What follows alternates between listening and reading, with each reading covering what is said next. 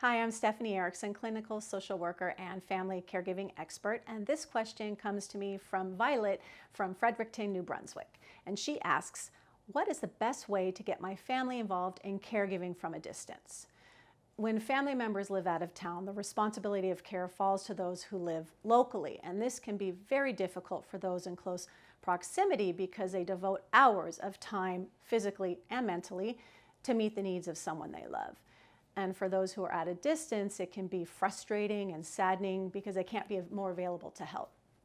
This can also create some pretty tense family dynamics if the local caregiver feels like they're stuck or burdened, which can lead to resentment and anger in families. If possible, involving family who don't live locally is not only beneficial to the care recipient, but also to the primary caregiver and to the whole family dynamics. And there are a few ways to do this. One option is for the family who doesn't live locally to commit a chunk of time in which they can get local and take over responsibilities. This gives the caregivers who live close to the care recipient some time to themselves, whether it's in their own home for a couple of days or even taking a vacation out of town. And if that's not possible, the out-of-town caregivers can take on some sort of a virtual role.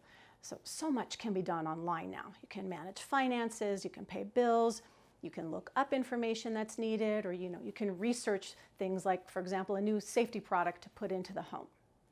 So the out-of-town family member can become kind of like a virtual assistant for the family.